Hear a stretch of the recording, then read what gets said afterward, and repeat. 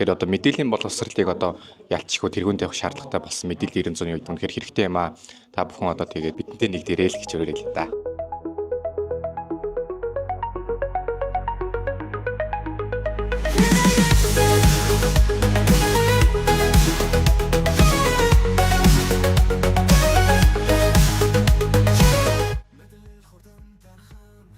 Одоо шийдэл фэйсбүүкээр маш их мэдээлэл явдаг. Тэр болгоно үнэн гэж байхгүй. Одоо өнөөдөр заасан факт чекинг сайт тийм зураг мураг шалгадаг тиймүүдээр шалгаад тэр мэдээлэл баттай юу үгүй юу гэдгийг батлаажуулаад тэгээд мэдээлэлээ өөрөө хүлээж авч явах хэрэгтэй байна. Эхнийх нь болохоор мэдээж хаягаар харна. Хаягийг шалгаад ямар хөө хаягтай байна. Дараагийнх нь болохоор зургийг шалгаж чиглэн наривчилж үзнэ. Дараагийнх нь болохоор тухайн гаргаж байгаа тэр хурамч хаяг нь ямар агуулгатай зүйл гаргаж ийн гэдгээс агуулгаараа шалгаж үзнэ.